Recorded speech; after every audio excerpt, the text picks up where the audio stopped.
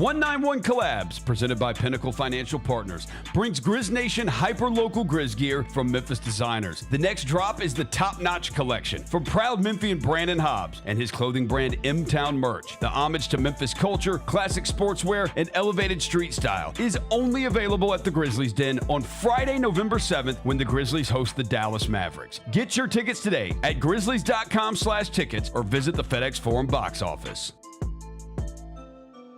Jeff Dunham, Artificial Intelligence, his all-new tour. Jeff Dunham. You're the other white meat.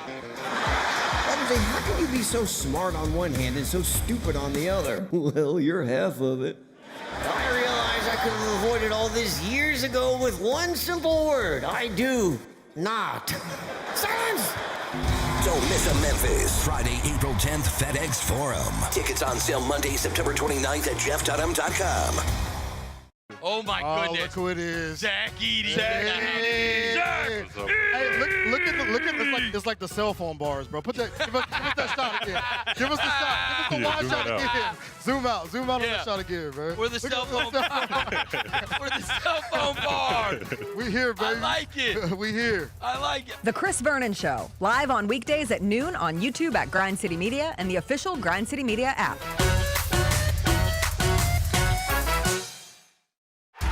Watching the Grizzlies is easy with FanDuel Sports Network. If you have cable or satellite, you're all set. Find us on your channel lineup. You can also use your TV provider login to watch games on the FanDuel Sports Network app. No cable or satellite? Subscribe directly to FanDuel Sports Network online. You can also watch on Prime Video by adding a FanDuel Sports Network subscription.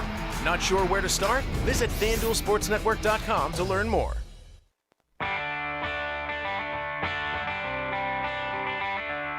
Live from the Built Ford Tough studio at FedEx Forum, it's the Gary Parrish Show, presented by Ortho South, on YouTube at Grind City Media and the official Grind City Media app. Now, here's your host, Gary Parrish.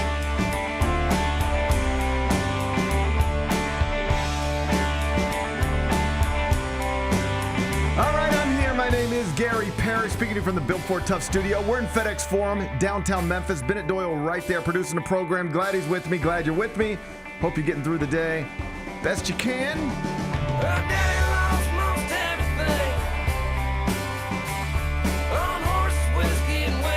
And I hope you were able to stay up for the final buzzer last night in Phoenix. If so, you saw another game winner from Ja Morant. We'll show it to you momentarily. First, though, quickly, let me set today's schedule for you. In the next segment, Michael Wallace is going to join me, senior editor, Grind City Media. He's been on the road with the Grizzlies. I don't know if he's back in Memphis yet or still in Arizona. We'll learn it together. Michael Wallace scheduled to be here with me. He's going to join me in the next segment. Finish talking to him. We'll take a break, come back, do 5 more things you need to know, at which point we'll discuss 5 previously undiscussed stories, among them Game 5 of the 2025 World Series. It was played last night in Los Angeles. The Blue Jays went back-to-back in the first inning. Ended up winning the game 6-1. Vlad Jr. homered again. Awesome stuff from the 22-year-old rookie, Trey Savage. We'll talk baseball in about 40 minutes. The governor of Louisiana, this guy named Jeff Landry, he said yesterday that LSU's athletic director will not have a say in who will be LSU's next football coach, and that he'd rather President Trump, that's a quote, make the hire than LSU's actual athletic director. Woo! I'm sure this is going to go real well. Yeah. We'll laugh about the Louisiana circus. We'll do that in just a bit. NCAA has adopted emergency legislation specifying that Division I athletes can lose eligibility if NIL deals aren't properly reported. Oh, this is going back to a courtroom. I promise you. I'll tell you more about it a little later on in the show. A former Jets quarterback went on a podcast and detailed some weird slick talk Jets owner Woody Johnson used to bring to him when he was with the franchise last year.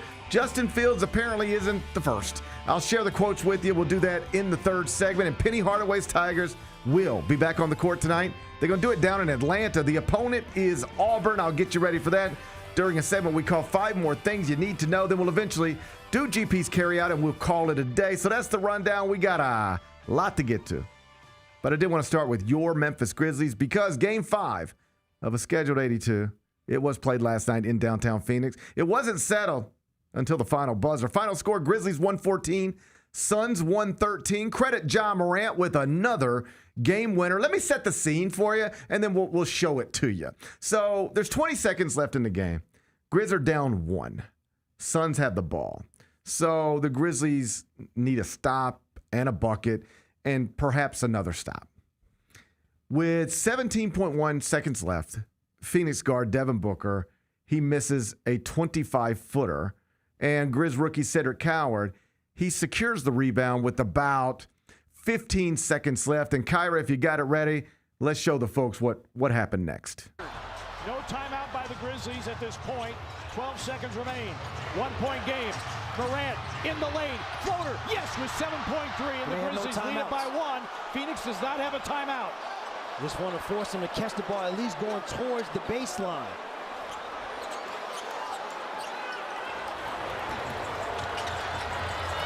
Booker, 5 seconds. 4 seconds. Booker for the win. No! Hammer, nail, coffin. This baby is over, and the Grizzlies win it 114 to 113 on a Morant game winner. Call 12 on one end, another missed 3 from Booker on the other end.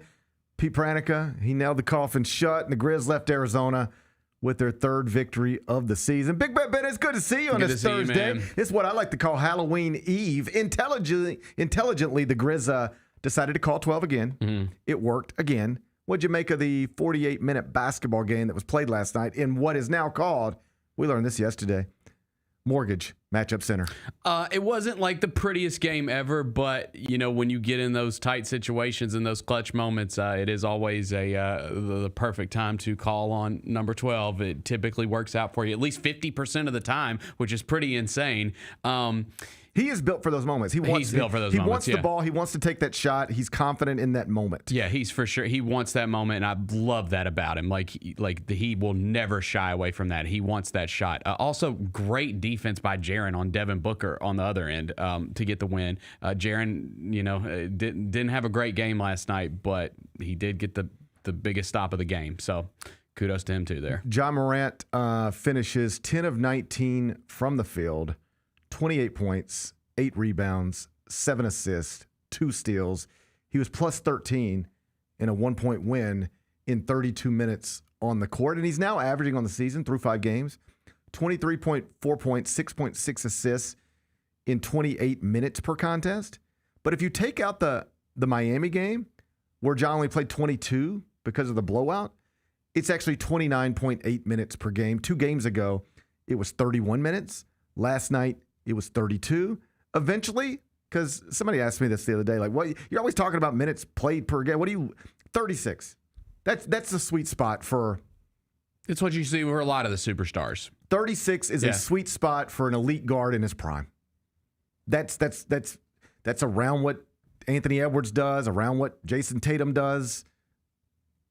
Around 36 is what I would like to see. I'm down for that. If you never want to hear me complain about starters spending too much time places other than the court, let me click on CBSSports.com, go to Grizzly stats, hit minutes per game, and for Ja Morant, it says around 36. Yep. That's what I'm after. And at the very least, things are trending in that direction. Also worth noting, Ja's now played in 5 straight games. Remember when that was a thing? Yes, I do. Like, that was a real thing. People would say things like, well, he's only played in 5 straight games X amount of times in the past 2 years. Mm-hmm. Like, whatever the specifics were, they were a bullet point, talking point connected to him. And now, I guess somewhat quietly, although you hit a game winner, people are going to see that, but somewhat quietly, he's been in the starting lineup 5 straight games. And though the shooting numbers need to improve, he has impacted winning in a positive way. You don't win last night without him. The Grizz won last night because of him. Cedric Coward, it wasn't his best game of his young career, and he was not in the starting lineup. We talked about this yesterday, about whether that's a move that should be made and will be made. And I think everybody assumes that it will. Like, I don't think we're looking up in January and Cedric Coward still coming off the bench. Not at all. That's why I'm not. I said yesterday when we talked about it, I'm not worried about it because it's gonna happen. It's gonna happen. He's too good. Okay, but like, if it's gonna happen and we all know it, what are we waiting on? That's fair. That's a fair point. And for the people, because I heard a little bit of this yesterday. Well, it doesn't matter who starts. Yeah, but they're starting every game in a hole. It does actually matter because they're starting every game slow. This is one of those things that has sort of taken on a life of its own. Like that phrasing, it doesn't matter who starts. People say it all the time because they've heard it so much, but it's just a thing that's obviously not true. Of course it matters who starts. In what world, in what sport does it not matter who starts?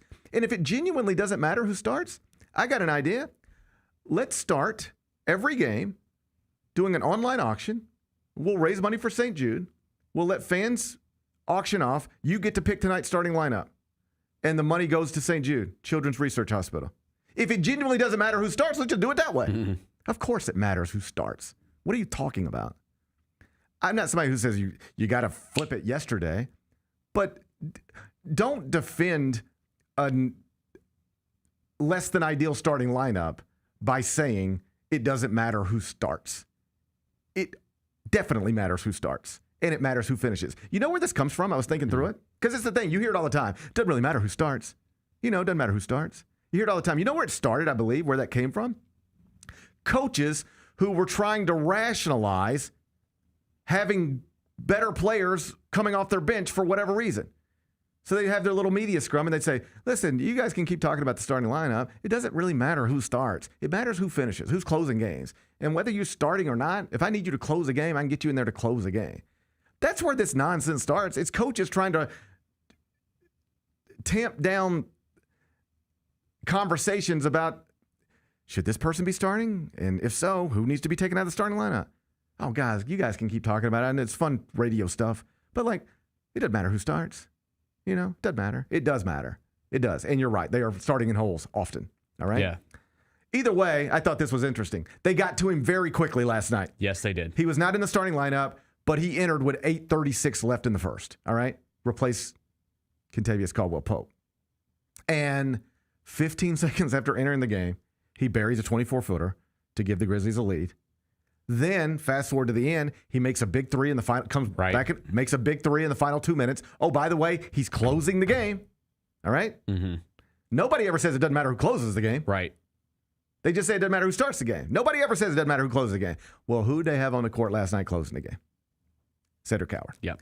And he got the big defensive rebound that led to Ja's game winner. I'm not going to make a thing of this every day after the game. Like if Cedric Coward doesn't start Friday night, I'm not going to come in here Monday and make that the A block. But if we all know we're headed there and we're all watching what we're watching, what is the holdup? I think that's fair. And oh, by the way, Kentavious Caldwell-Pope last night gets pulled out off the court, 2.5 minutes into the game, not even. And then you see his finals minutes played last night? 19. And someone said I didn't see him get banged up. Somebody I saw some people saying that. He had a shoulder thing. Yeah. I didn't see it either. I didn't either. But he did have something because he was getting active on the bench and whatever. Yeah. But they got away from him very quickly. Yeah. And not necessarily because of him, but you need Cedric Coward on the court. He's him on the court. He's a winning basketball player. And I know he's young. I know he barely played Division I basketball games. I know he played 6 games at the high major level. I know he's only 5 games into his rookie year. He's one of your best players right now. And I want him on the court with Ja. I think that's the biggest thing is I want those two guys on the court together as much as possible because that's that's part of your future, right? Yeah. You're ideally we're going to see those two dudes on the floor together, for years and years to come. And I want to get that party started, man. He played 28 minutes last night. KCP played 19. So yeah, one of them started, the other one came off the bench.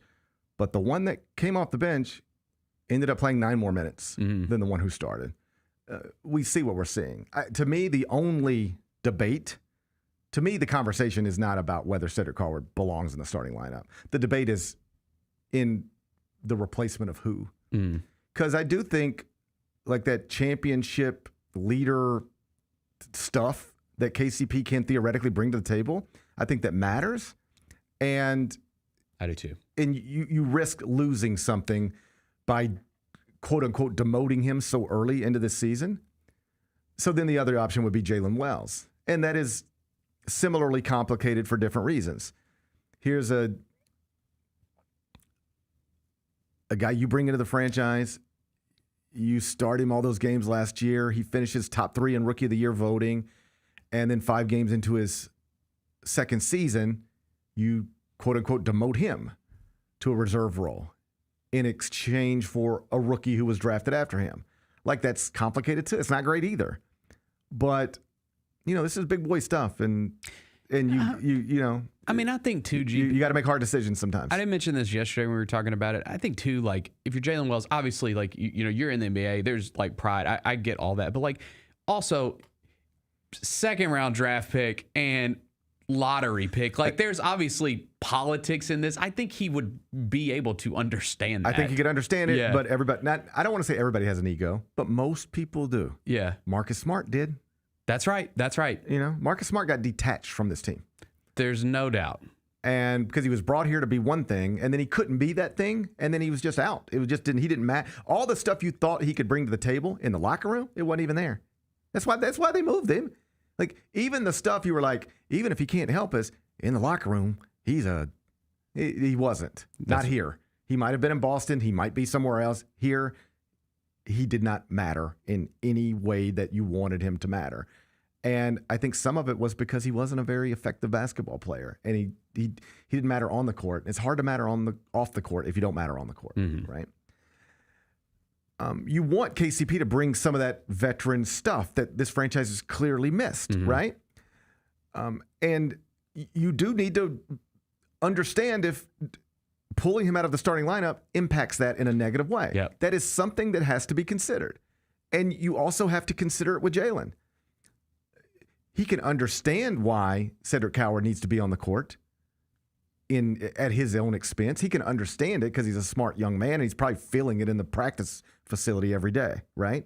When you ever been in any competition with somebody who is clearly better than you, and you can feel it. I mean, something as simple as ping pong. You get at a ping pong table with somebody who's just clearly better than you.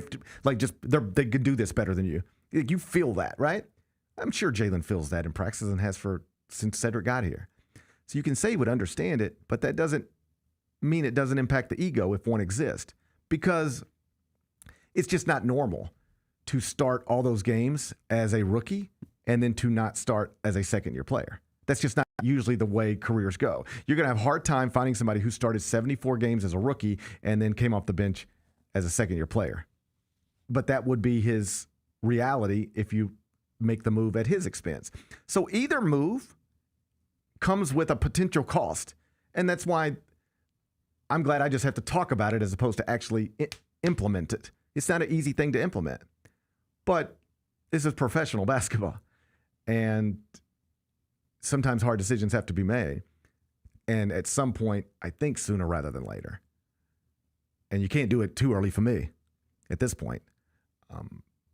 There has to be an adjustment to the starting lineup, and Cedric Coward has to be in there with Ja and Jaren, and eventually with Zach Edey. And frankly, I'm open to the idea of who is with him, KCP or Jalen, in that starting lineup, because I think you can argue it both ways pretty convincingly.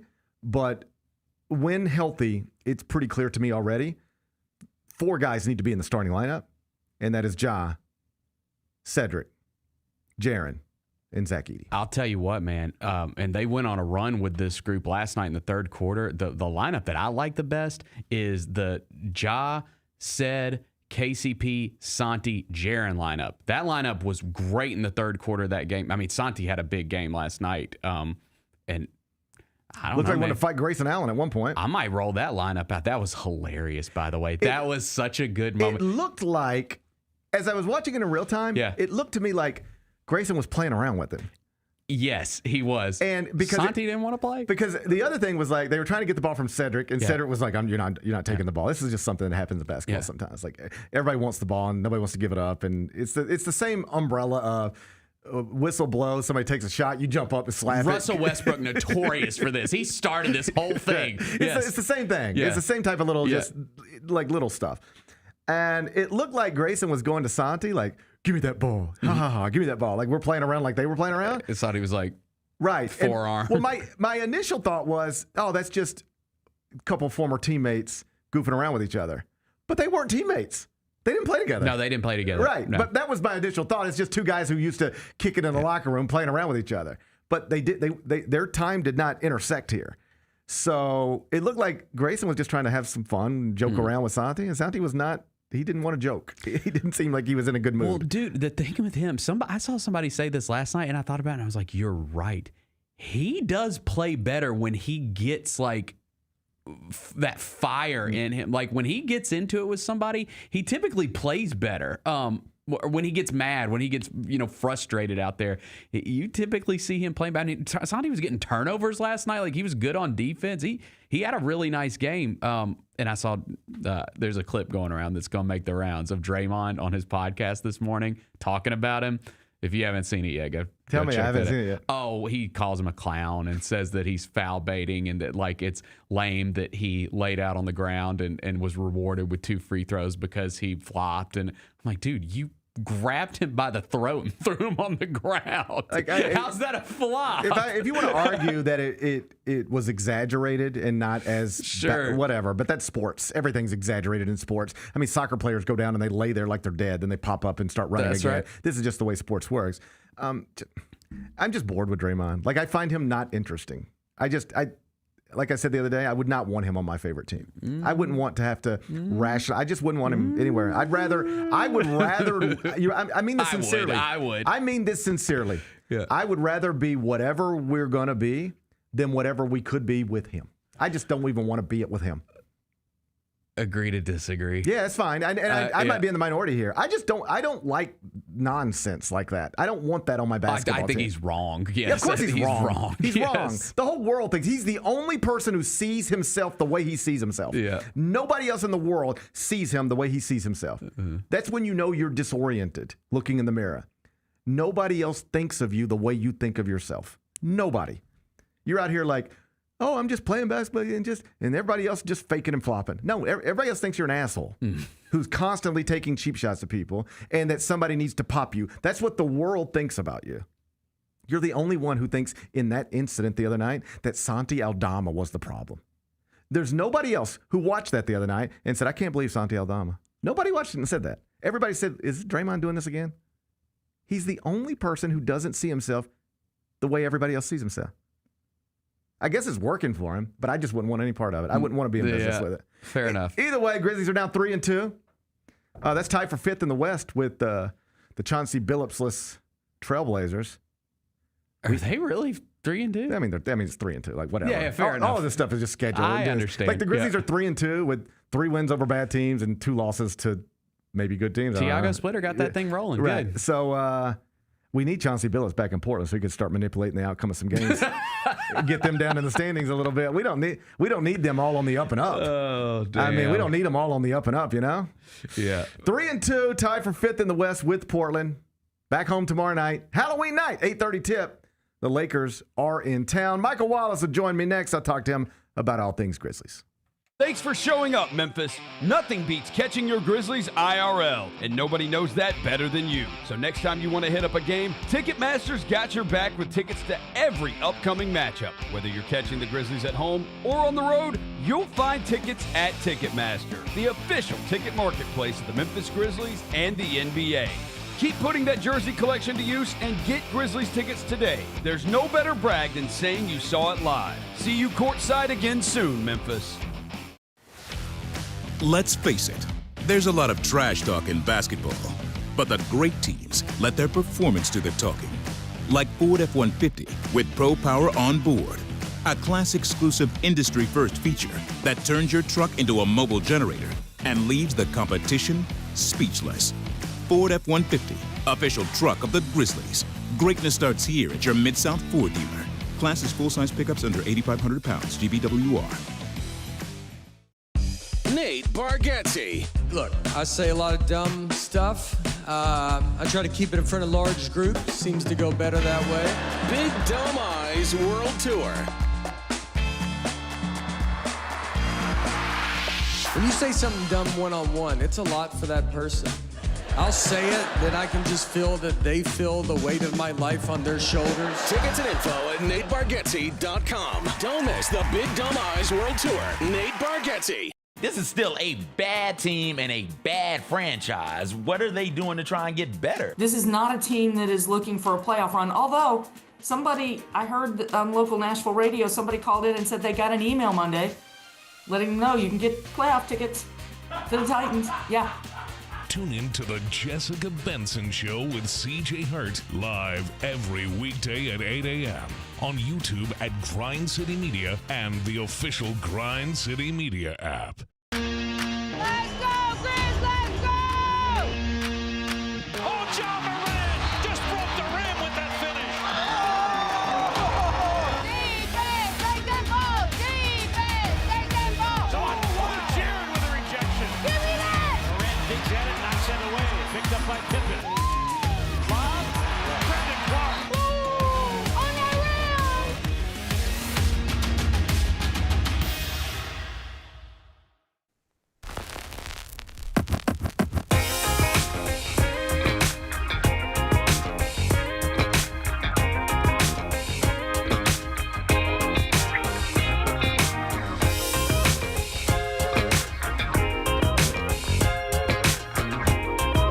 Welcome back, Gary Parrish Show, presented by Ortho South. We're in the Built Ford Tough studio, downtown Memphis, and Michael Wallace appears to still be in Phoenix, Arizona, because it looks like Arizona sun to me. Is that Arizona sun, Michael Wallace? That's Arizona sun, man. So I had to bring a little bit of the ambiance out here before I get back to what I hear is a chilly, cold, rainy Memphis, man. So I'm soaking it up in as much as I can before we hop on this plane. It has been chilly and cold. No rain in the air right now, but there's been a lot of it in recent days. I don't want to let it go without saying I appreciate the effort. That looks good. That's a good-looking shot, and you have to take time to set that up. I appreciate you taking time to set that up. Hey, how you been, buddy? Not all of us can travel with the Gary Parrish Show backdrop, man. I got to give me a Gary Parrish Show backdrop no matter what show I'm on. So, I tried to get strategic with it. It worked out. If you'll carry that bitch around from airport to hotel every week for the next 5 months, you can have it. No, in fairness, the hotel actually lets me. When I get into my routine of going back to New York every Monday and coming home every Thursday, the hotel actually lets me keep all that stuff there. So it's that's helpful. But you look good, man. The shot looks good. I appreciate you being here. Let's start at the top. Ja Morant last night, another nice performance. He gets the game winner. He's now played in 5 straight games. That's not something we could take for granted in recent years. He just seems to be in a good place. I know you talked to him in the locker room last night. What did Ja have to say about his performance last night, that game winner, and just broadly the start of the season? You know, I think Ja's been remarkable in terms of the way he's handled his leadership, the way he's handled sort of the ups and downs. You know, he hasn't had a moment yet where he's just had a bad day in terms of how he's articulated what the team is going through. And his responsibility every single time when there's losses, he says, I got to be better. I got to find a better way to get us prepared. I got to do a better job offensively, getting us organized. And then last night he told me, I got to continue to do the things defensively. I told him, man, one of the best plays I saw you make, obviously the floater to win the game or the game-winning bucket was one thing. But I said the best play I saw you make was when you shaded over to help Cedric Coward on Devin Booker and you forced the turnover. That was one of 22 turnovers that the Suns had that the Grizzlies converted into 37 points, which was 4 off of the franchise record. So, you know, when Ja is engaged on both ends of the floor, he knows that he could take this team to a different level and do that within the game. So I really enjoy what I'm seeing from Ja, what I'm hearing from Ja, and I think it's genuine. It's coming from a genuine place. He told us on Media Day, this season he has to be the complete Ja, the Ja that's matured and learned from everything, good and bad. And now he's trying to apply all of those things on the court. And he did last night play in excess of 30 minutes for the second straight game. It was 32 last night at Golden State. It was at 31. So we're trending in what I believe is the right direction with Ja Morant's minutes. I know that's been a topic of conversation in this market, just minutes played among starters with the previous staff. but Ja seems to be moving in the right direction. He's going to be, I think, well over 30 minutes per game, by the time this stuff starts averaging out pretty good.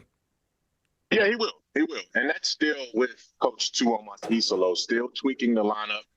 He's making some controversial decisions with this lineup, but he's standing on it. Like, there are moments where, again, pulling Jaren out of the game 3 minutes into the first quarter and the third quarter so that he can toggle Ja and Jaren and sort of alternate them. That's something that it leaves a lot to be desired, honestly. And that's both within the team and within the fan base. But if it works and it continues to work, then, you got to lean on that and trust in that. He said that that's also by design, because right now, until some of the other guys get back, he has to trust these young guys in this second unit in those positions with either Jaren or with Ja. And he's trying to surround them with enough threats. Last night, the threats came through, as you talked about. Cedric Coward, Santi Aldama delivered the first double-double of the season for any Grizzly this season. I thought Cam Spencer hit some really, really tough shots in that situation. And, you just got a great effort from that second unit around Ja and Jaren. But, yes, I think Ja will get his minutes up to mid-30s to 30s. And if he can stay healthy, he said he wants to play all 82. Well, he's only got 77 left to go, man. He's on a good pace right now. You mentioned Jaren, and I guess that's the other side of this. If Ja has been encouraging through the first 5 games, Jaren, let's not forget, coming off of surgery, has not. He's shooting 30% from 3, averaging only 17.6 points per game. That's down by about 5 from last season. Had the tough turnover late in the fourth last night. Just what do you make of what you've seen from Jaren Jackson Jr. so far? Up and down, erratic play. Jaren will be the first one to tell you that this is not, what you're going to see as he continues to get comfortable. He does not want to talk about the toe. He told me the toe doesn't even exist, in terms of how he's processing whether, this is some delayed effects of just getting back in the rhythm and getting back into shape. I asked Isolo before the game yesterday, how would he assess and characterize Jaren's start to the season? And he said, first, you got to understand that Jaren is a guy that didn't have a summer to work on his game at all because he had the recovery from the toe surgery. And then you come into a new system that's asking you to do different things. You're asked to be, more of a pick and roll guy and a facilitator that way. You're asking to space the floor. So it's a lot that Jaren has to process. His mindset has been cool. He hasn't seemed like he's overwhelmed. I know he is frustrated, though, because he wants to perform at a more consistent level. But at the end of the day, I think that what we're seeing right now in the first 2 weeks of the season in terms of how he's being used or not is going to eventually evolve into something more and more and more, especially as you get Edey and some of these other guys back to play alongside. Talking to Michael Wallace, he is still in Phoenix, headed home later today. Grizzlies won last night in Arizona, 114-113. Ja Morant with the game winner. Michael, I think we were all excited about the idea of Cedric Coward once we dove in. Through 5 games, I think he's exceeded all reasonable expectations. He's getting real national buzz. People are talking about Rookie of the Year. People are talking about real difference maker. Now, in this market at least, people are talking about when does he enter the starting lineup. Do you have strong opinions about that either way? And do you think it happens, say, at some point in the month of November? Well, I can only tell you, and I'm trying to get to learn, Tuomas Isolo and sort of how he, processes and explains things. And he will be the first to say, listen, this is not about who starts. I don't invest as much strategy in who starts as I do in terms of who finishes and what rotations you got.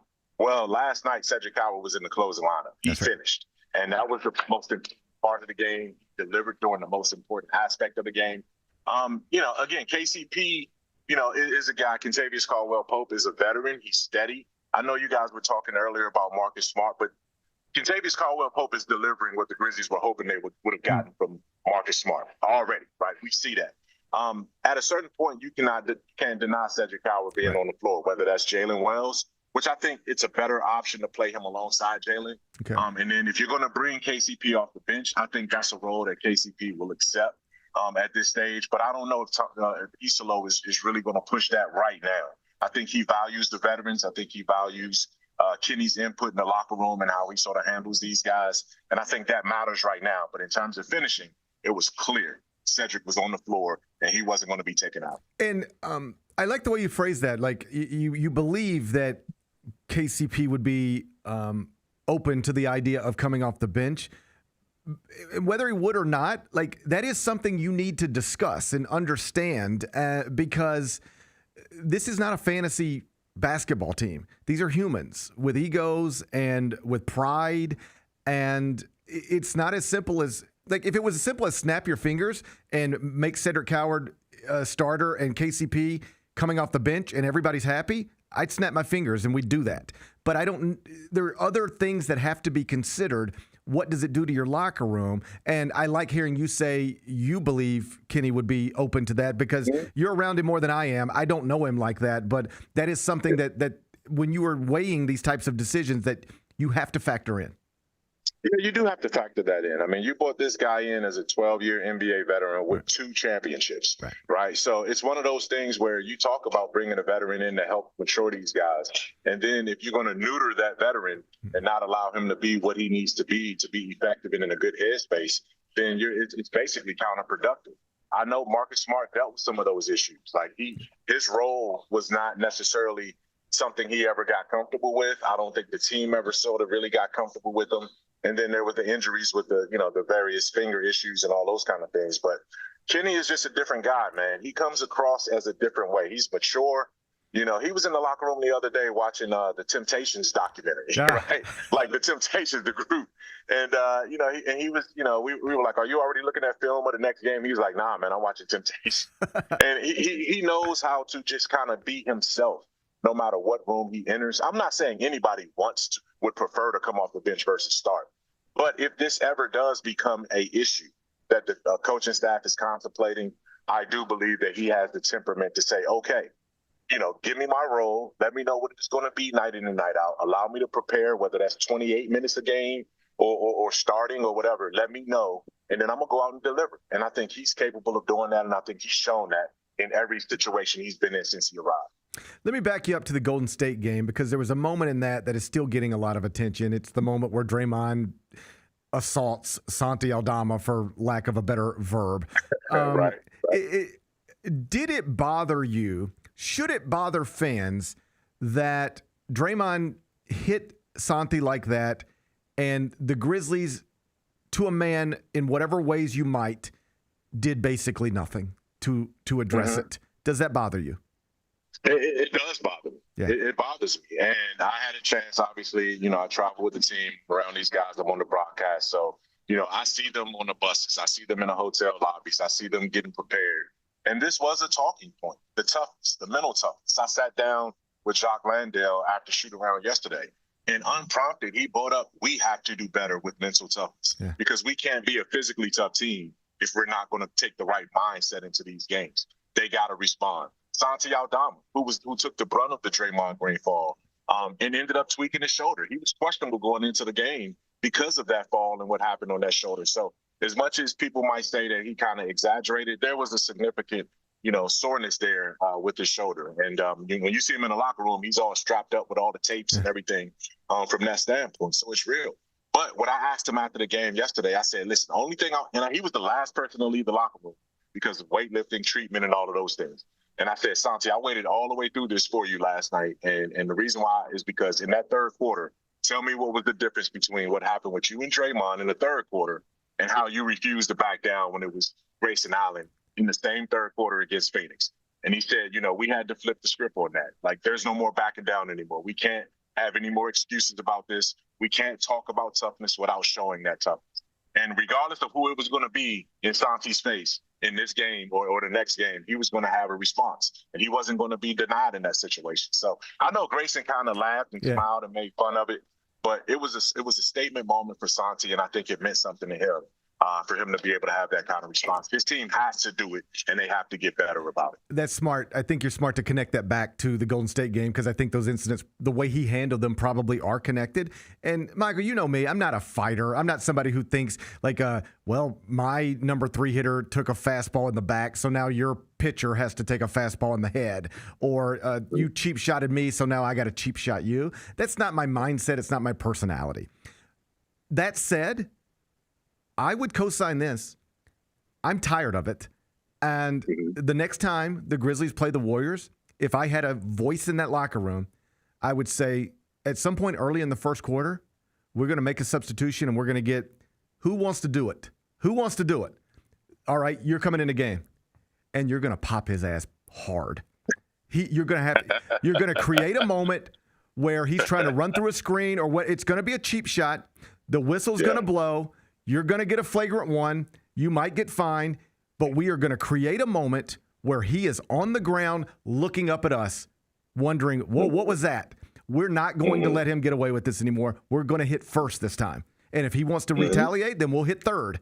But we're not going to. We're going to set the tone with it this time. I would implement that message in my locker room, and I would see how my locker room responded to that.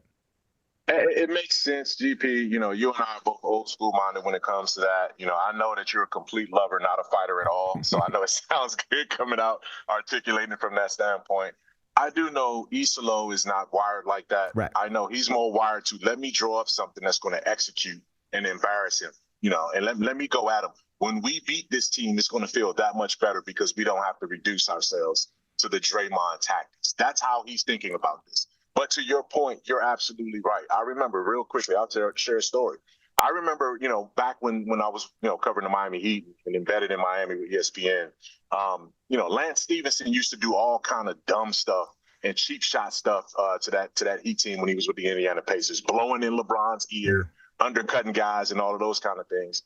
And knowing that playoff series, this was the Eastern Conference Finals. The Heat they were like, listen, we're gonna do something. Like Juwan Howard chased Lance Stevenson down in the practice facility, at one point. But then in the game, LeBron was like, I'm not gonna go at this dude. He's not worthy of my time. Right. So the Heat orchestrated it where Dexter Pittman, the former big center out of Texas, went in there and took Lance Stevenson out, and then looked over at the bench and winked, like, okay, I got it, I did it. And what happened was he got kicked out of the game and he got suspended for the next game. But the Heat obviously paid for the fine and everything. He clearly went in there to be a goon. So sometimes you got to send a message to guys like that. And Draymond Green needs to have that message to deliver it because this is going beyond physicality. This is disrespect. That's right. And he's disrespecting the Grizzlies from that standpoint. Taylor Jenkins stood up to him. Zach Edey stood up to him. Desmond Bain stood up to him. But Taylor's gone. Zach's hurt. And Desmond's gone. So now somebody else has to fill that void when it comes to that. And I think we'll see it the next time. That's a great Miami story. And everything I heard there says, let's sign Dexter Pittman to a 10-day in advance of the next Warriors game. Because that is exactly what I'm talking about. What you just described is exactly what I think should happen the next time the Grizzlies and Warriors are on a court together. Last thing before I get you out of here. The Lakers are in town tomorrow night. And Austin Reeves is off to an incredible start to this season. He's got a 50-point game. He was great again last night. The Lakers are winning more than they're losing, even though LeBron and Luka are both sidelined. I know the superstars aren't going to be here or won't be in uniform, but still, like Austin Reeves is one of the stories of this season, and it's the Lakers and it's Halloween. Should be a fun night tomorrow night. Absolutely, it'll be a fun night tomorrow night. It's going to be one of those atmospheres where the Grizzlies are coming home off of a win, a last-second win, so they're feeling good about themselves. The fans should be feeling good about themselves. It's a Friday night. It's Halloween. And, I don't know if LeBron travels or not. I haven't really seen too many of the Lakers game. But if he does travel, then he's in the building. You got a chance to see him from that standpoint as well as Luka. But Austin Reeves is an Arkansas native. Yeah. He grew up not too far from Grizzlies games, and his family's going to be in there. His crew is going to be there from that standpoint. So he's going to be looking for a big-time thing. Jake LaRavia just came off of a good game for the Los Angeles Lakers, too. So they're going to bring some intensity. Rui Hachimura does not like playing in Memphis. He's made that clear during the playoffs. And, he's had some disparaging things to say about the Grizzlies in the locker room. So, that's going to be one of those games where that team is hungry. You better show that you're hungry coming back home off of a win and taking these incremental steps in terms of development and building trust. And that's going to be the crux of my piece that's dropping on Grind City Media a little bit later this afternoon about the Grizzlies gradually building this trust and coming home with the chance to do something special with 5 of their next 6 games at FedEx Forum. That is Michael Wallace. He's on X at MyMicCheck. Make sure you read his piece. Filing from the plane. I've done it myself. Filing from the plane. It'll be at grindcitymedia.com. You're the best, buddy. Travel home safely. I'll see you tomorrow. take a swim first real quick, and then I'm going to get dressed and get on that plane. Get your laps in, dry off, and then get back home. I'll see you tomorrow. There you go. Bye. That's Michael Wallace on X at my mic check. When we come back, turn our attention to Game 5 of the World Series. Oh, buddy, before we even got settled in good, it was 2-0 Blue Jays. They went back-to-back to start it off of Blake Snell. Vlad Jr., 7th home run of this postseason. Blue Jays win it 6-1. So now the Dodgers, they got to win back-to-back games in Toronto. Game 6 and Game 7, Friday and Saturday, or else the Blue Jays are your 2025 World Series champions. We'll talk baseball next. Gary Parrish Show, presented by Ortho South. Thanks for showing up, Memphis. Nothing compares to catching your Grizzlies IRL. And that all starts with buying tickets at Ticketmaster, the official ticket marketplace of the Memphis Grizzlies and the NBA. Ticketmaster gets you to the game so you can catch every highlight. Put that jersey collection to use for the next game and get Grizzlies tickets at Ticketmaster. Whether they're here at FedEx Forum or on the road, Ticketmaster's got your back when it comes to scoring tickets. And there's no better brag than saying you saw it live.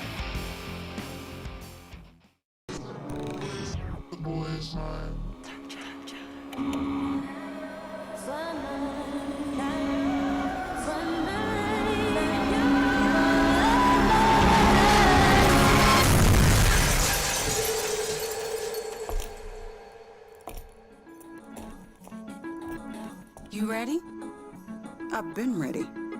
What are we waiting for?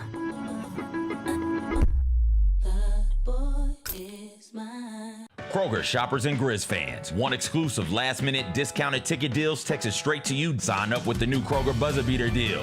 Fans can sign up by texting Grizz to 636-479 or visit your local Kroger store in the Delta Division and scan the QR code. By signing up, you agree to receive recurring automated promotional and personalized marketing text messages from the Memphis Grizzlies. Consent is not a condition of any purchase. Message frequency varies. Message and data rates may apply. Grizz Nation gets set for tip-off 1 hour before every Grizzlies home game with the warm-up show. Get the latest news, notes, and analysis live from courtside at FedEx Forum. Who's going to be the tougher team that rebounds and prevents second-chance opportunities? Join me, Lang Whitaker, along with Michael Wallace, Jessica Benson, and other personalities from Grind City Media, Memphis, and around the NBA. 1 hour before every home game, live at Grind City Media on X, YouTube, and the official Grind City Media mobile app.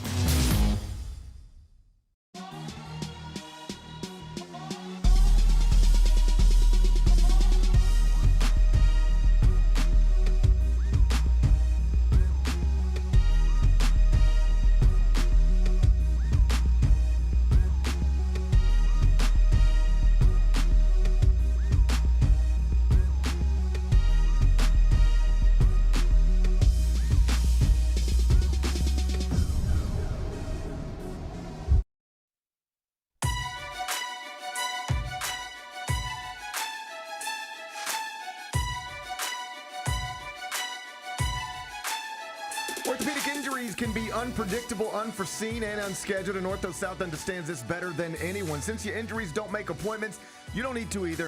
And that's because Ortho South welcomes walk-ins during the weekdays, in the evenings, and even on Saturdays. So next time an unforeseen injury makes an unscheduled appearance in your life, visit orthosouth.org to find your nearest urgent care location. Just walk in, and Ortho South will take care of everything, especially you. Learn more at orthosouth.org. That's orthosouth at orthosouth.org. Now I got 5 more things you need to know. Number 1. Game 5 of the 2025 World Series was played last night in Los Angeles at Dodger Stadium. The Blue Jays, oh boy, they got off to a nice start. Back-to-back to open things. Vlad Jr. went yard again. They win the game 6-1. Another incredible performance from the 22-year-old rookie, Trey Savage. And so now, Big Bet Bennett, the Dodgers, despite having a payroll that exceeds $321 million and being a heavy favorite when this series began, now must win in Toronto on both Friday and Saturday, or else the Dodgers will not be back-to-back World Series champions, nor will they be 3-time champions in a 6-year span. What'd you make of what you saw last night? I mean, it's just impressive by the Blue Jays. Like I think everybody thought that they were way up against it coming into this series, and I mean, they do play in what I think is the best division in baseball, and they've won it. So they're a great team in their own right. They won the best division in baseball, won more games than the Dodgers, but everybody was still like, it's the Dodgers. They have 4 aces. They've got Shohei and Mookie and Freddie. They're going to make light work of Toronto, and it's just not playing out that way. No, it's not at all. It's crazy, man. I just can't imagine like the Dodgers losing this, but they're up against it. I mean, they're heavy underdogs now. Toronto is now minus 240. Remember this time yesterday, the Dodgers were minus 190 to win the series.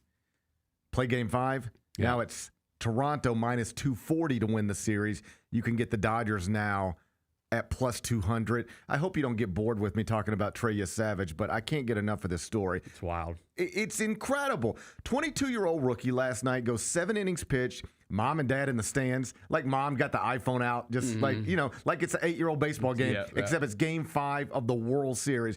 He goes 7 innings, only allowed 3 hits, only allowed 1 run, 12 strikeouts, 0 walks. He had that split finger working, and man, that's just, he doesn't have it every outing.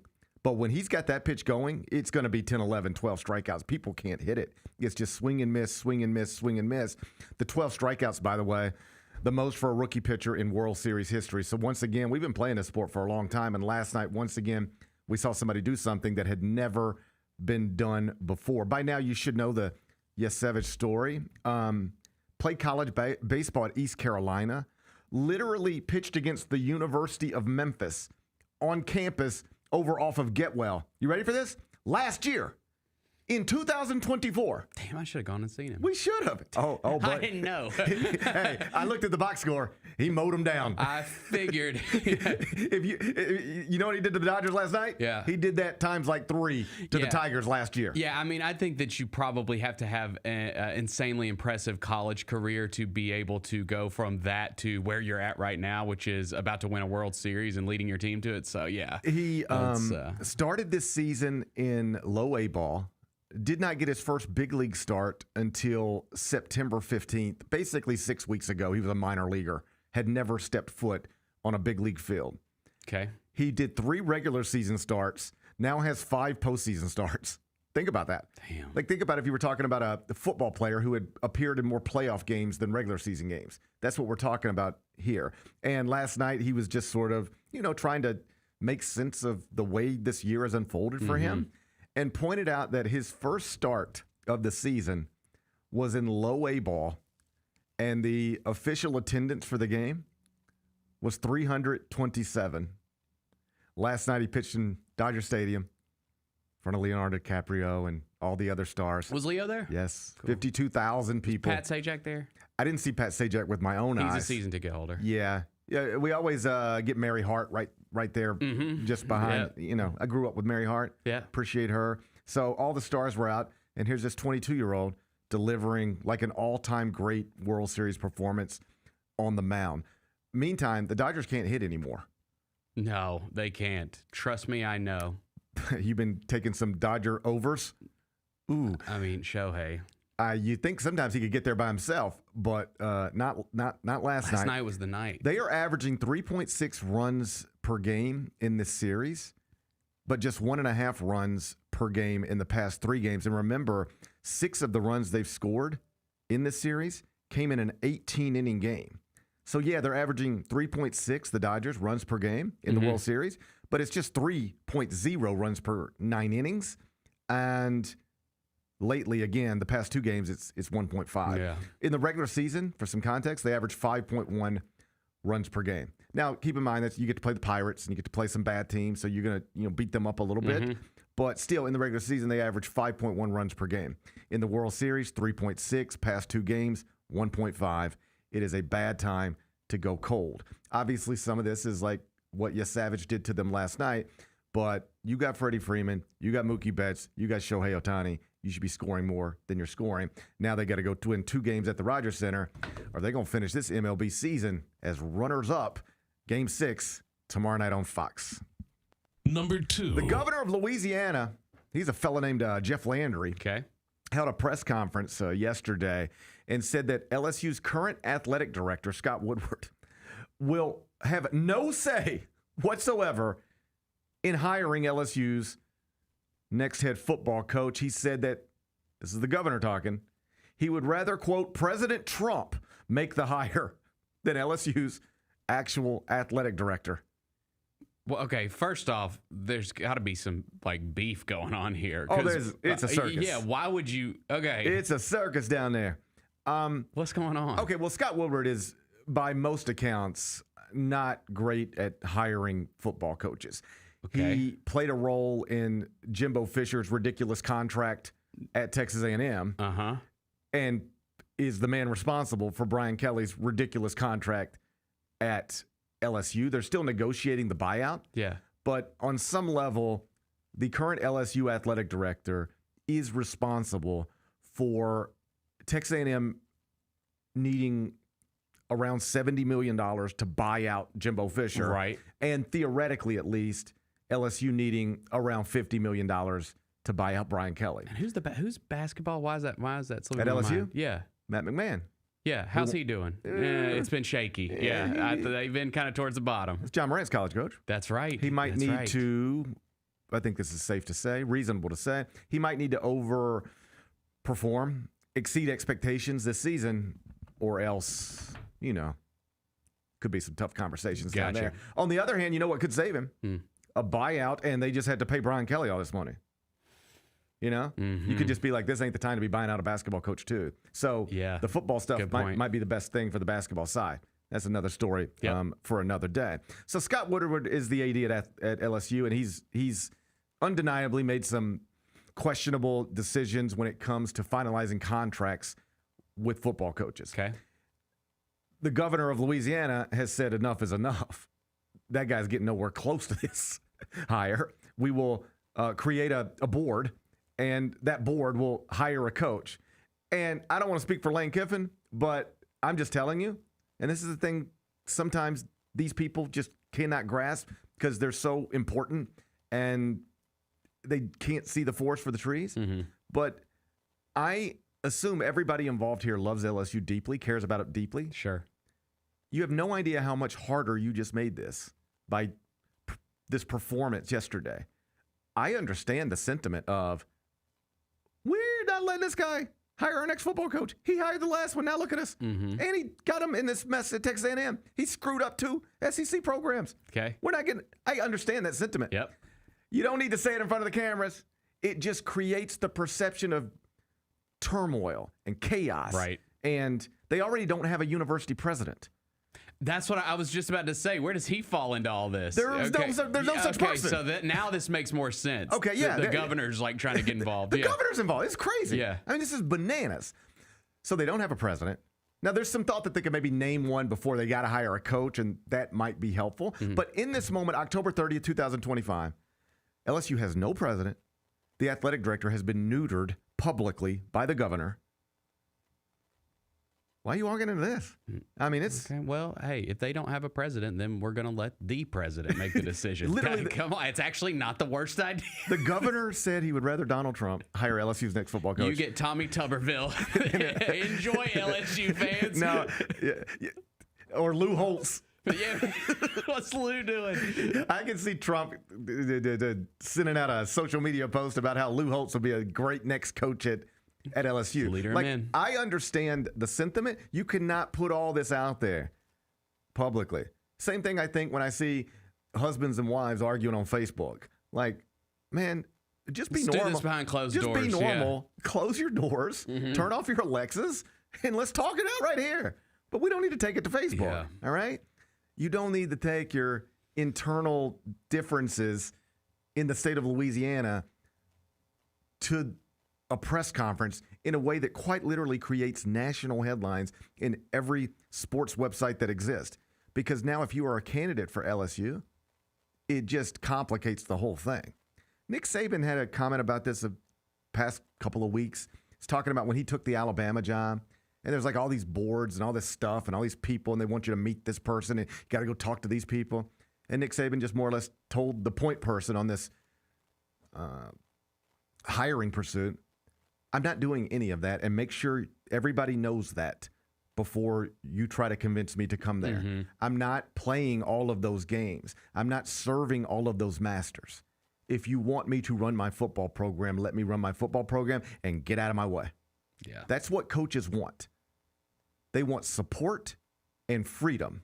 They don't want chaos. They don't want question marks. They don't want to walk into a situation you don't know who your president is and you don't know who your athletic director is because your current athletic director has been neutered by the governor. He's going to be out of there at some point. What? Meantime, down in Oxford, you know who your chancellor is. You know who your AD is. You know what your NIL situation looks like. You know what the support looks like. Everybody there loves you, and they do anything to keep you. Yeah. And you're going to run into this burning house? No. The Florida thing's still out there. Well, that's right. You know, but I just can't imagine a scenario where, because this is what it appears it might take right now for Lane Kiffin to be the next coach at LSU. He'd have to want to leave Ole Miss and also theoretically pass on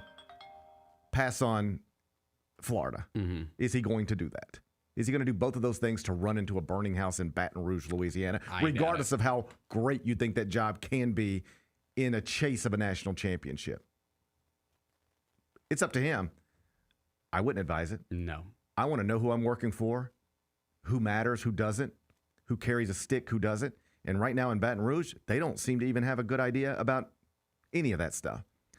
That was a bad day for LSU yesterday. Yeah. I know the governor thought he was doing a strong and good and smart and funny and whatever thing.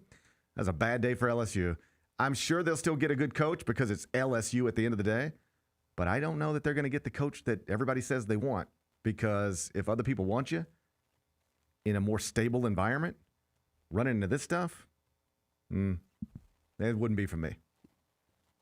Number 3. The NCAA yesterday adopted emergency legislation specifying that Division I athletes can lose eligibility if NIL deals aren't reported. I cannot wait to see this get dragged into a courtroom, because it definitely will. Let me tell you how this is going to go, or what this means, and then I'll tell you how it's going to go. What this means is we now have NIL rules in ways that we didn't previously have as of July 1st, 2025. In other words, if Memphis or anybody else, Kansas State, wanted to give PJ Haggerty $4 million in NIL to play basketball this season, as long as you got that deal done before July 1st, you're good to go. Mm-hmm. And Kansas State did get that deal done and pushed it through, and everybody's good to go. After July 1st, every NIL deal has to be cleared by what amounts to a clearinghouse. Anything over $600 has to be signed off on, and it has to be legitimate. So in other words, if I, on October 30th, 2025, decided I wanted to sign the equivalent of PJ Haggerty to a $4 million NIL deal, I would have to submit that deal to the NIL clearinghouse, and they would send it back in seconds and say, PJ Haggerty is not worth $4 million in name, image, and likeness to you or anybody else.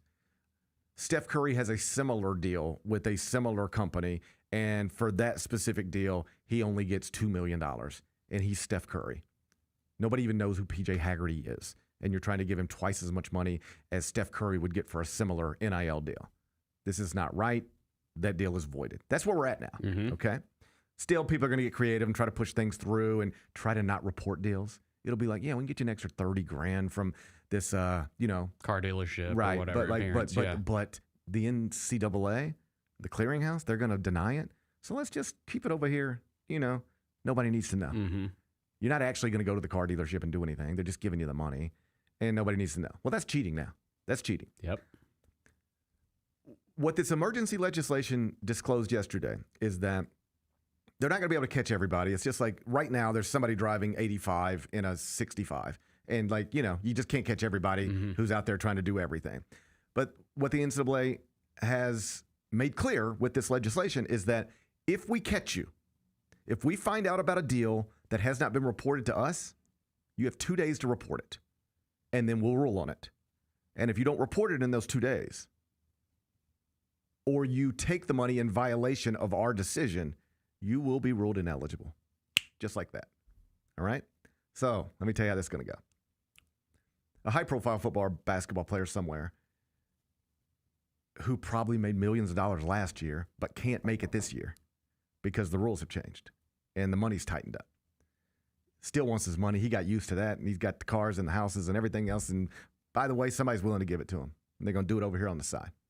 All right? And he's going to get it, and then somebody's going to find out about it. It's going to be Ross Dellinger or Pete Thamel or a message board, but somebody's going to report on this, all right? And it's going to be a big thing. Now, the NCAA has said, if you do this, you're ineligible. We have the right to make you that way. So that's what they're going to do. Mm-hmm. And then we're headed to court.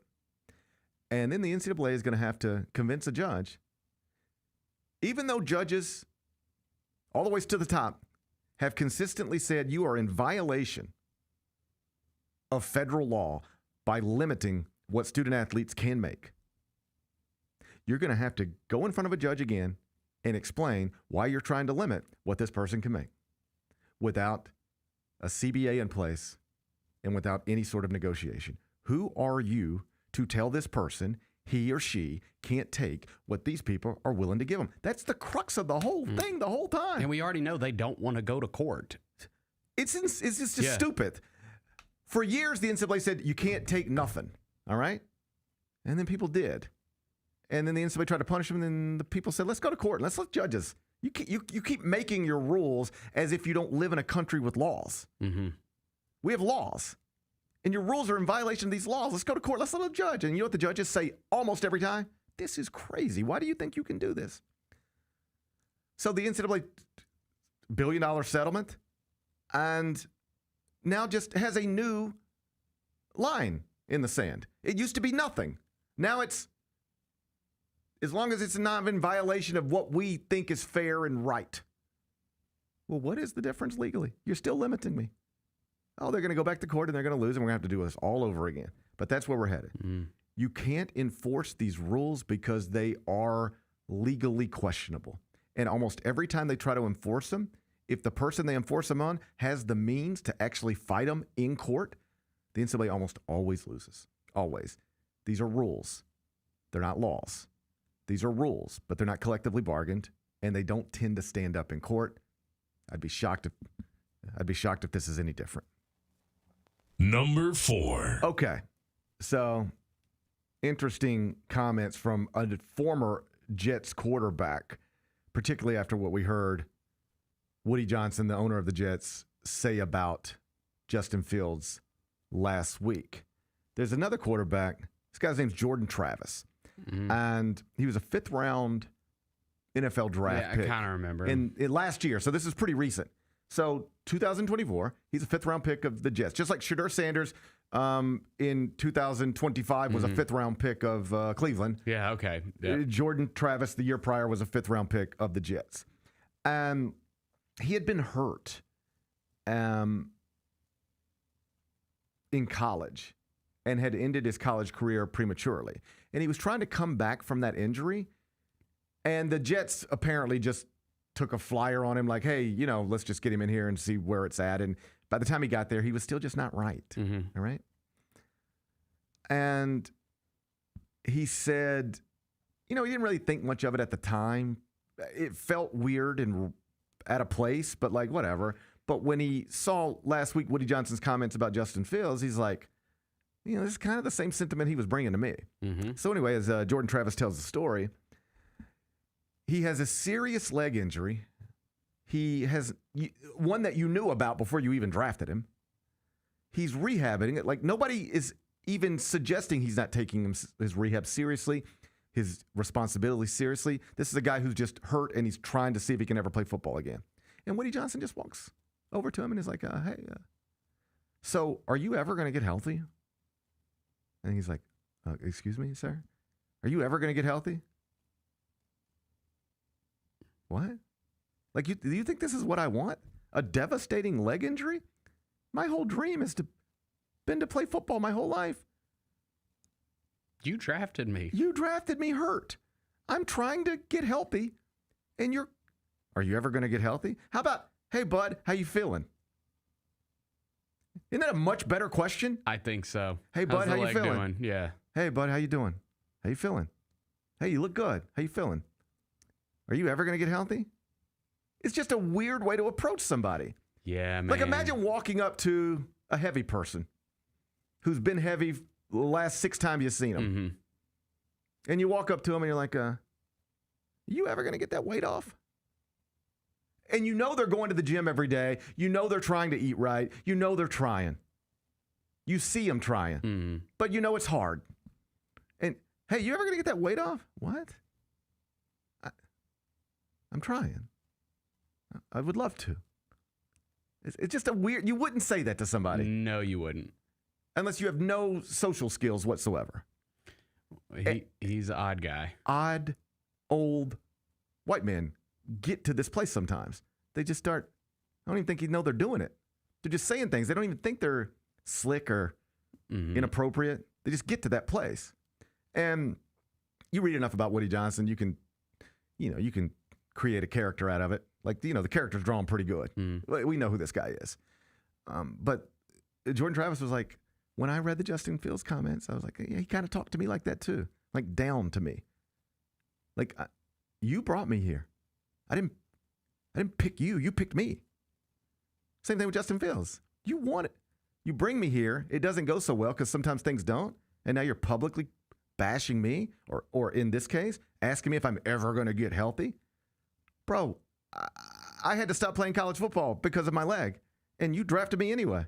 I mean, thank you, but maybe this is on you. I'm trying to get healthy. I mean, dude, that thing has just been a disaster forever. It's just a mess. And at some point, like, I just don't understand how you can own a franchise that long, it be a joke forever. Your own fans even call it a joke. Yes. And just be pointing at fifth-round quarterbacks as the problem or Justin Fields as the problem. Right. Justin Fields is a symptom of the disaster of your franchise. He ain't the problem. You're probably the problem. You're the common denominator in all this stuff, man. You change GMs, you change coaches, you change quarterbacks. The only thing we ain't changing is the owner. Everything else changes, but the results stay the same. He should stop talking to his quarterbacks. Probably. And about his quarterbacks. It's not going well. And maybe look in the mirror a little bit and take some responsibility. It's your business, buddy. If it's being run poorly, it's your job to fix it. Number 5. Penny Hardaway's Tigers going to be back on the court tonight. Yes, they are. They're down in Atlanta. It's going to be at State Farm Arena. They're playing the Auburn Tigers. Stephen Pearl's Auburn Tigers. Yes. So let me find. So Jason Munns put this out because people were asking how you can watch it. You can watch it, but you're going to have to get a 7-day free trial to the War Eagle Network to be able to watch this game. But you can watch it. To all the grandparents out there, y'all just going to that's not going to happen. Y'all just going to have to read about that tomorrow if you can figure out how to log into your Commercial Appeal or Daily Memphian, because they ain't got a chance of signing up for the I'll sign up for the War Eagle Network for 7. I mean, I probably had to cancel, but I'll sign up. I'll do the free trial. I'll see if BP can send me a login. I bet BP's got a War Eagle Network login. I'll see if BP, we're coworkers now. I'll see if BP can send me a login. 7:30 tip, Memphis Auburn. It's actually a doubleheader at State Farm, a little bit like what we did last year or the other night. Yeah.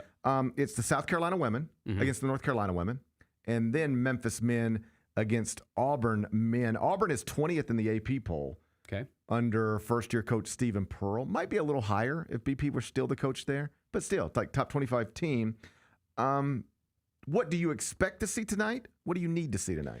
What I expect to see is for them to be competitive again. I think. Well, be careful with again, because they got. No, I'm talking that first half of that game was very competitive. Was great. Yeah. But like, if you go just look at the final score, it was not. It was not. No, and so I'd like that to go for 2 halves tonight. I want to see Doug McDaniel have another big game and get his teammates really involved, because I think that he's a guy that you look at and say, okay, that looks like that's our leader, and that's a guy we're going to rely on heavily right off the bat to start this season. So excited to see him again. And what does Aaron Bradshaw do? He's just like an interesting player right now. I think he's a guy that can dominate the AAC, but when we go up against like high level, Power 5 talent, what is he? I want to see that again. What the past 2 years have told us is he's just a guy. Right. When you put him in those situations. Yes. The idea behind him, and I had Big Ten coaches tell me this, is that, okay, it's pretty clear he's not going to be what he was supposed to be, which was a one-and-done lottery pick. Right. All right, so we know he's not that. Clearly not a 2-and-done lottery pick. At this point, it doesn't look like he's ever going to be a lottery pick for a variety of reasons. He may not even be an NBA player for a variety of reasons. But what Big Ten coaches told me about him is, but put him in the AAC, put him in the American, and he just physically overwhelmed those guys. Like nobody else in that league looks like him. The problem with these exhibitions is he's not playing that caliber of competition. That's right. You know, he's playing Arkansas and Auburn in back-to-back games. Well, that's more like what the past 2 years have been for him, and that's been challenging. But when we get into the conference schedule, the hope is that it's a little bit like Dane Danger. Like Dane Danger was a good high major big who overwhelmed American bigs. And the hope would be that Aaron Bradshaw can overwhelm just physically inferior basketball players in what is a mid-major league, even if Memphis is not a mid-major program. I do think it's important for them to be competitive tonight. Yeah. Because you're playing these kind of teams right off the bat. Yes. And if you go into the regular season coming off back-to-back blowout losses, even if there was some encouraging stuff early in the Arkansas game, if you go into the regular season coming off of back-to-back blowout losses to SEC schools, it doesn't give you or your fan base much confidence that you're going to be able to navigate this non-league schedule successfully. Because, I mean, we talked through it the other day. Like, it's a gauntlet. Based on computer projections, it's going to be like win one, lose one, win one, lose one, Yeah. start like 6-6. This fan base is not used to starting like 6-6. Right. This fan base is used to, once upon a time, basketball teams that never lost or barely lost at all. And we can talk ourselves into it as much as we want to, but it becomes harder to do if we just watched them play 80 minutes of basketball and get run off the court both times. And if they get run off the court tonight, that will be their reality. So I do think it's important for them to show up. I mean, we're still trying to sell season tickets. That's right. We're still trying to get people excited about the season. It's much easier to be excited when you watch something good as opposed to watch something get overwhelmed. So that's one reason to get a subscription to the War Eagle Network. Yeah, War Eagle Network tonight. It's hard. It doesn't roll off the tongue. It's It hard really to say. doesn't, War but- Eagle Network. That's one reason to tune into the War Eagle Network tonight. I think they need it. Doesn't count. It's an exhibition, but I think it matters. It doesn't count, but I think it matters. You want to be optimistic heading into the season. I guess you can do it no matter what, but it's easier when you come out for good things instead of bad things. Be back with GP's Carryout. Calling all collectors! Topps NBA basketball trading cards are back. It's available in the Grizzlies Den by Fanatics and online at Topps.com. Rip into bold color parallels, electric inserts, relics, and autographed cards from today's biggest stars and the next gen talent. Look out for rookie cards of Cooper Flagg and Dylan Harper, plus Grizzlies favorites Ja Morant, Jalen Wells, and so many more. You don't want to miss this drop. Grab your set before it's gone.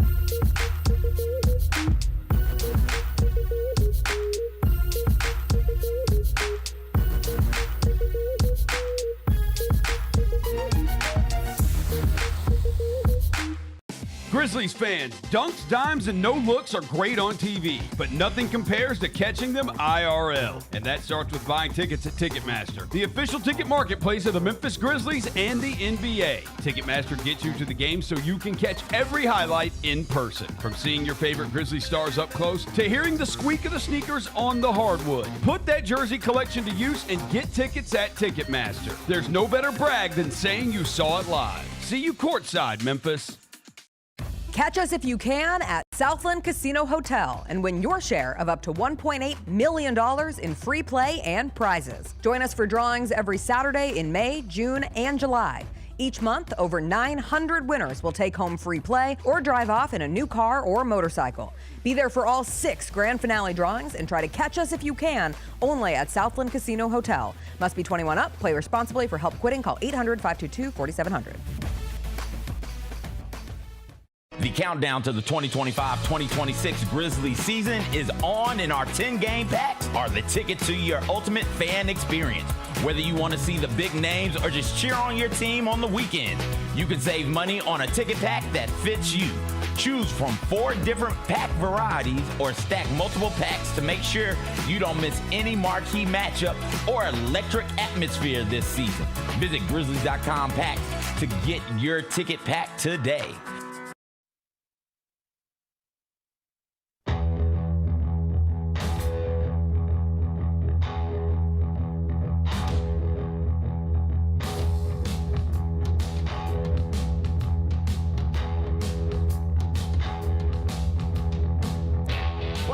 Parrish Show presented by Ortho South. We're inside the Built Ford Tough Studio, FedEx Forum downtown Memphis. And this is where, not necessarily in the Built Ford Tough Studio, but FedEx Forum downtown Memphis. That's where the Grizzlies are going to be tomorrow night on Halloween. The boys are coming back home after a victory in Phoenix last night. 8:30 tip tomorrow night against the Lakers. Hey, I got good news for you. What's up? Most of the Lakers are going to play. What? Most of the Lakers are going to be in uniform and playing. Yeah, most of them. Some of them aren't. Right. You can look that up on your own and figure out who's playing. Well, you get to see Austin Reeves, buddy. That's only one of the best players in the NBA right now. The face of American basketball. That's right. What if he is great? Dude, he is great. He is great. You can't argue it now. He might be great. Yeah, he's great. He might be great. So Austin Reeves is going to be right in uniform tomorrow night for the Lakers. Most of the other Lakers will be as well. Yes. Some of them won't. I heard. You can look that up on your own. You can look up who's going to be here, semantics, who's going to play, and who's not on your own. But what I'm telling you is true. Most of the Lakers are going to be on the court tomorrow night in uniform, ready to go. Is that purple and gold still across the chest? I think so. Okay. And among the Lakers that will be in uniform is the new face of American basketball, Austin Reeves. All right? And it's Halloween. So got trick-or-treating throughout the concourse. Yeah, buddy. From 7 to 8:30, they're going to have stations set up. The kids come in uniforms, no mask. We ain't trying to scare nobody, no mask. Yep. But come in your costume. You can go trick-or-treating from 7 to 8:30. It's going to be face painting. You got little boys. You know, man, ain't nobody. I saw Brevin say this last night, and he was right. The way to do this, if you're a kid, is to go trick-or-treating at like 4:30, 5 o'clock in your neighborhood. Yes. And then tell your parents, I want to go to the Grizz game. That's right. And double up. That's right. Yeah. Like we took the boys, I think, last year for Halloween. Whenever the last time the Grizzlies had a Halloween game at home, we went. Took the boys. They got in their costumes. Yeah. They got on television and had a blast. Yep. And so, like, kids love this type of stuff. Yeah, it's fun. Face painting. Everybody loves that. So 8:30 tip. Pre-game concourse trick-or-treating. Bags will be provided for children, so you don't even have to worry about that. And that's a big deal because sometimes we forget them. Sometimes you're going to forget things, every right? year, Every actually. time you're going to Every forget it. Every single time. So fun night tomorrow night inside FedEx Forum. Tickets available, Grizzlies.com. 8:30 tip, so that gives you plenty of time to get your trick-or-treating done and then head downtown. Or Do get it your again. trick-or-treating done and then come downtown and trick-or-treat a little bit more and then watch most of the Lakers play against most of the Grizzlies tomorrow night inside FedEx Forum. In the NBA Cup. We got a new court laying down tomorrow night. And we get to settle it once and for all. Who is the next face of the NBA? I want to compete Ja in the Morant cup or this Austin year. Reeves? You're damn right. Ja Morant Who's or the Austin? face of American basketball? Who is going to be the face of American basketball going forward? Perhaps we settle that tomorrow night in downtown Memphis. It will either be Ja Morant or Austin Reeves, and they will both, presumably, be in uniform tomorrow night. 8:30 tip. Tickets available, Grizzlies.com. Let's do GP's carryout. It's time for GP's Carryout. One final segment filled with stuff to take with you. It's not everything you need to know, but it's most of it. What did we miss today? I got an update on our monkey situation. Oh, what's going on? Did they get them all? No. Oh, there's some still loose. There's still 3 monkeys running around Mississippi. Is this an outbreak situation? Somebody called Dustin Hoffman. Who was in that movie? Was Sharon Stone in that? I can't remember. She could have been. She could have Maybe been. Morgan Freeman. She could have been. He could have been. Who knows? Okay. We got 3 monkeys running around Mississippi. They are not diseased, though. That's what they tell us. Not diseased. So remember, initially we thought there were monkeys running around. They had hepatitis C, COVID. And herpes. Yes. That's a lot. And now they don't have any of those? Yeah, how you get rid of all that stuff? Listen, I call foul. I've been around long enough. If I see one, I'm going to keep my distance. I've been around long enough. I've been around Mississippi long enough, all right? Yeah. You meet somebody that first thing you hear about them is they got hepatitis C, herpes, and COVID. It is time to leave the Mexican restaurant and just get on back home. Yeah. That's all we got down there. Mexican restaurants. So it's time to leave. You can't deal with that. No. You're not going to. You don't want to do I ain't never seen nobody get rid. These monkeys got rid of hepatitis C, herpes, and COVID in 48 hours. I ain't buying it. I call Be foul. careful down there in Mississippi, man. It's a wild place. What's today's biggest game? Thursday night football. Yes. Ravens at Dolphins. Lamar Jackson is expected to make his return. Ravens are -7.5. Dolphins +7.5. The Dolphins thing is the saddest thing in the NFL. Yeah, it is. Are we in Miami? Yes. Oh, I know what I'm doing here. I'm taking Miami. They beat the crap out of the Falcons last week in Atlanta. I think it was in Atlanta. I just want to hug Mike McDaniel. See, because he looks so sad all the time. That line, it's that half, okay? Because they're saying Lamar's back. Right. The Ravens are about to make their run. Right. But their defense sucks. Now, they were better last week, but they have not been good. And the Dolphins, they're going to sling that thing. They're going to throw that ball. I think the Dolphins keep it close. Bennett said take the Dolphins +7.5. That's 7:15 tonight from Hard Rock Stadium down in Miami Gardens, Florida. 7:15 kick. Watch it on Prime Video. What are we watching on TV? Eye on College Basketball podcast. Coming up on CBS Sports Network. Okay, what's going on?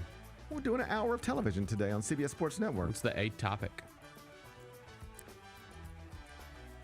Purdue is #1 in the AP poll.